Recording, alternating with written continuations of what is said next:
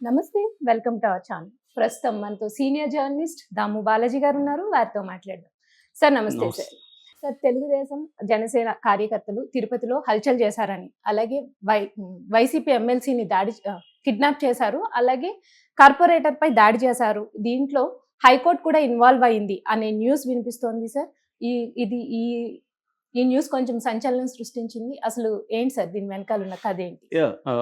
నిన్న 2 రోజుల నుంచి తిరుపతిలో ఒక గందరగోళ పరిస్థితి నెలకొంది. ఎందుకంటే తిరుపతికి సంబంధించిన డిప్యూటీ మేయర్ పోస్ట్‌కి బూమన అభినయ్ రెడ్డి ఉండేవాడు ఇంతకుముందు. బూమన అభినయ్ రెడ్డి రిజైన్ చేశాడు.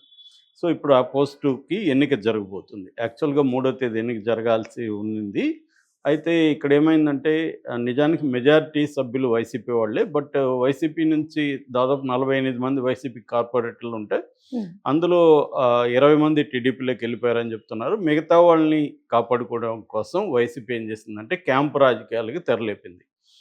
ఒక పాండిచ్చేరిలో కొంతమందిని తీసుకెళ్ళి పెట్టింది. కొంతమందిని చిత్తూరులో ఒక హోటల్‌లో పెట్టారు. హ్మ్. సో, దీనికి కౌంటర్‌గా ఇటు తిరుపతి ఎమ్మెల్యేగా ఉంటున్న ఆరణి శ్రీనివాసులు వాళ్ళ అబ్బాయి ఆరణి మదన్ రంగంలోకి దిగాడు. Okay sir. అతనితో పాటు తెలుగుదేశం నాయకులు కూడా రంగంలోకి దిగారు. వీళ్ళు ఒకటేందంటే మొన్న ఎన్నికల కోసం వాళ్ళని పాండిచ్చేరి నుంచి బస్సులో తీసుకొస్తుంటే ఆ బస్సు మీద అటాక్ చేసి ఆ బస్సు డోర్ రాకపోయేసరికి అద్దాలను పగలగొట్టి అందులో సగం మందికి పైన కార్పొరేట్‌లని పట్టుకుపోయారు. ఓకే. దాడి చేశారు. అక్కడ నిన్నంతా కూడా వీడియోలు హల్చల్ చేసి ఆ వీడియోల్లో అక్కడ మహిళా కార్పొరేటర్లు కూడా చాలా భయభ్రాంతులు అయ్యారని హ్మ్. వాళ్ళే చెప్తున్నారు స్వయంగా. ఎలా జరిగిందో వివరిస్తున్నారు. ఇదంతా కూడా చేసింది శంకర్ యాదవ్ అనే ఒక టీడీపీ అతను. ఇక్కడ లోకేష్‌కి దగ్గరగా ఉండి స్పోర్ట్స్ కోటాలో ఒక మంచి పదవిలో ఉంటున్న వ్యక్తి ఆధ్వర్యంలో ఇదంతా జరిగింది. ఇండైరెక్ట్‌గా లోకేష్ హ్యాండ్ ఉందనేది ఒక ఓకే వార్త. సార్. హ్మ్. రెండవదేందంటే అక్కడ ఆరణి శ్రీనివాసులు జనసేన తరపున ఎమ్మెల్యేగా ఉన్న అతను యాక్టివ్‌గా దీంట్లో పార్టిసిపేట్ చేస్తున్నాడని నిన్నంతా కూడా ఈ వార్తలొచ్చింది. ఇప్పుడు అర్లీ మార్నింగ్ ఇంకొక సంచలనం అయింది. అదేంటంటే ఎమ్మెల్సీని కిడ్నాప్. ఎమ్మెల్సీ కూడా దీంట్లో ఎక్స్ అఫిసియో మెంబర్ అంటారు. ఆయనకు కూడా ఓటు హక్కు ఉంటది. సో, హ్మ్.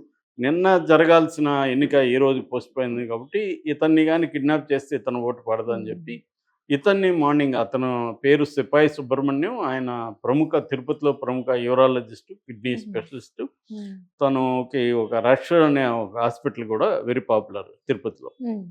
సో, ఆయన్ని నైటు ఎత్తుకుపోయారు ఇంటికొచ్చి గుర్తు తెలియని వ్యక్తులు అని ఆరోపిస్తున్నారు. సో, అదొకటి తెలియాల్సి అయితే ఉంది. ఈలోగా హైకోర్టుకి లేళ్ల అప్పిరెడ్డి అని వైసీపీ ఎమ్మెల్సీ ఆయన నిన్న కోర్టులో కార్పొరేటర్లకి భద్రత లేదు, పోలీసులు పట్టించుకోలేదు, పోలీసులు ఎదురుగానే ఈ దాడి జరిగింది. హ్మ్. పోలీసులు ఎదురుగానే కార్పొరేటర్లని బస్సులోంచి బలవంతంగా దించి పట్టుకుపోయారు. అయినా కూడా పోలీసులు చూస్తూ ఊరుకున్నారు తప్ప ఏం చేయలేదని హైకోర్టుకు మొరబెట్టుకున్నారు. హైకోర్టు ఇమ్మీడియేట్‌గా తిరుపతి ఎస్పీని ఆదేశించింది. వీళ్ళు ఎక్కడుంటే అక్కడి నుంచి సెనేట్ హాల్, ఎస్‌వి యూనివర్సిటీలో సెనేట్ హాల్ ఉంటది. హ్మ్. ఆ సెనేట్ హాల్‌లో ఎన్నిక.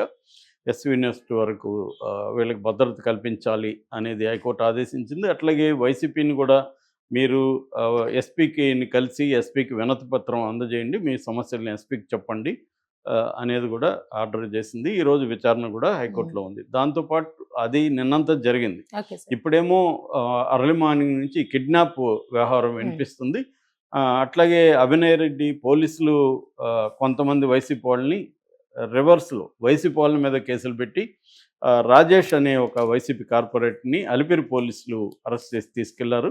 దాంతో అభినయ్ రెడ్డి తన వాళ్ళని తీసుకెళ్ళి పోలీసులతో గొడవ పడుతుంటే తెలుగుదేశానికి సంబంధించిన జేబీ శ్రీనివాసులు, పులిగోర్ల మురళి, కృష్ణ యాదవ్ ఇలాంటోళ్ళు పోలీస్ స్టేషన్ హ్మ్. వీళ్ళ మీద దాడికెళ్లారు. పోలీసులు అడ్డుకున్నారని చెప్తున్నారు. ఏదేమైనా ఘర్షణ వాతావరణం ఉంది. ఇటు టీడీపీ అండ్ జనసేన హ్మ్. దౌర్జన్యాలైతే చేస్తున్నట్టు మనకి అర్థమవుతుంది. ఇంత చేసి ఈ పదవి 13 నెలలే. ఓహ్! సో, ఈ ఓకే 13 సార్. నెలల ఓకే. ఆ! పదవి కోసం హ్మ్. టీడీపీ అంటే కూటమి నాయకులు ఈ స్థాయి దౌర్జన్యాలకి పాల్పడడం అనేది అందరిని హ్మ్. విస్తుగొలుపుతుంది. ఎందుకంటే గతంలో ఇదే వైసీపీ అక్కడ ఎంపీ ఎన్నికలప్పుడు కానీ మిగతా ఎన్నికలప్పుడు కానీ ఇదే ఇంతకంటే ఘోరంగానే అక్కడ దౌర్జన్యాలు వైసీపీ కూడా చేసింది తిరుపతిలో. సో దౌర్జన్యాల్ని రోజు ఫ్రంట్ పేజీలో రాసేవాళ్ళప్పుడు దానివల్లనే వాళ్ళకి 11 ఇచ్చారు, వీళ్ళ అరాచకాలను భరించలేక అని ఇటు చంద్రబాబు, లోకేష్, పవన్ కళ్యాణ్ పదే పదే చెప్పేవాళ్ళు. ఇప్పుడు వాళ్ళ మనుషులు ఇలా చేస్తుంటే వీళ్ళు మౌనం వహించారు. ముఖ్యంగా పవన్ కళ్యాణ్, ఎందుకంటే తన ఎమ్మెల్యే, వాళ్ళ ఎమ్మెల్యే కొడుకు వాళ్ళే అక్కడ దగ్గరుండి అన్నీ చేస్తుంటే పవన్ కళ్యాణ్ ఇప్పటివరకు నోరు విప్పట్లేదు. అంటే పవన్ కళ్యాణ్ నేచర్ గమనిస్తే ఆయన సెలెక్టివ్ రెస్పాన్స్ అనేది మనకు అర్థమైపోతుంది. తనకు ఉపయోగం ఉంటే అతను ఏవైనా మాట్లాడతాడు, కొటేషన్లు ఇస్తాడు, చాలా ఆవేశంగా ఊగిపోతుంటాడు. ప్రజలకు ఉపయోగం ఉండే అంశాల్లో మాత్రం తనకు ఉపయోగం లేదనుకుంటే దాంట్లో అసలు నాకేం వినబడదు, కళ్ళు కనబడవు అనే 3 కోతల సిద్ధాంతాన్ని ఇతను అప్లై చేస్తూ సైలెంట్గా ఉంటాడు. ఇది మనం ఈ 8 నెలల్లో కూడా గమనించవచ్చు.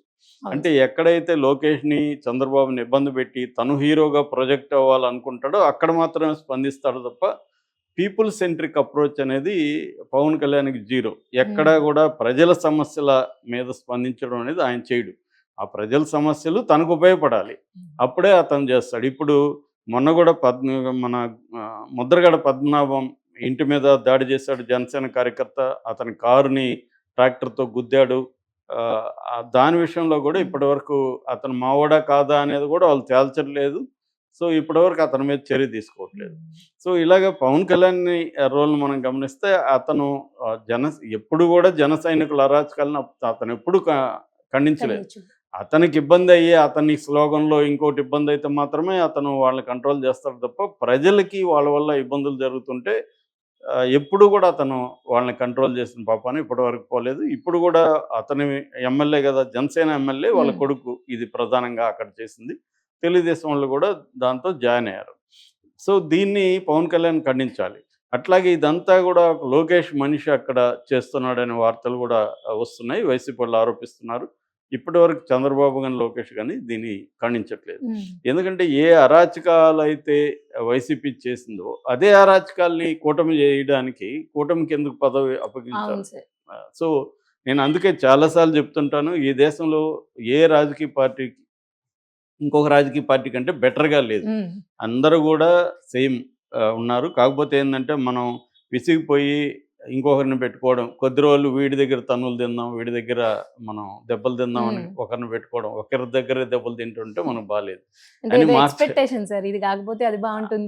బాగుంటుందేమో కూడా కాదు, ఆల్టర్నేటివ్ లేదు ఇంకా. సో ఇద్దరు ఎదవలు ఉన్నప్పుడు ఒక ఎదవని కొద్ది రోజులు 5 ఏళ్ళు ఎన్నుకోవడం, వాడిని తీసేసి ఇంకొక ఎదవని ఎన్నుకోవడం తప్ప బేసిక్ జీవితాల్లో ఏ రకమైన మార్పు లేదు. చిన్న చిన్న తేడాలు ఉండొచ్చు తప్ప ఓవరాల్గా ఎసెన్స్లో ఏ రాజకీయ పార్టీ సేమ్ మనం కానీ గమనిస్తే మీరు ఒక 2-3 ఏళ్ళ పేపర్లు చూస్తే వెనక్కి వెళ్ళి ఇదే వ్యవహారాలు వైసీపీ చేసి ఉంటుంది. వీళ్ళు గగ్గోలు పెట్టుంటారు, వీళ్ళు కోర్టులకు వెళ్ళి ఉంటారు. ఇప్పుడు అదే కూటమి చేస్తుంది, వైసీపీ బాధితుల ప్లేస్లో ఉంది. మనుషులు కూడా చాలాసార్లు మారండి. ఎందుకంటే అటు నుంచి ఇటు జంప్ అవుతారు, ఇటు నుంచి అటు జంప్ అవుతారు. బేసిక్గా ఆ నాయకత్వంలో ఉండేవాళ్ళు కొంతమంది ఉంటారు తప్ప వీళ్ళు కూడా మళ్ళీ అటు ఇటు జంప్ అవుతుంటారు.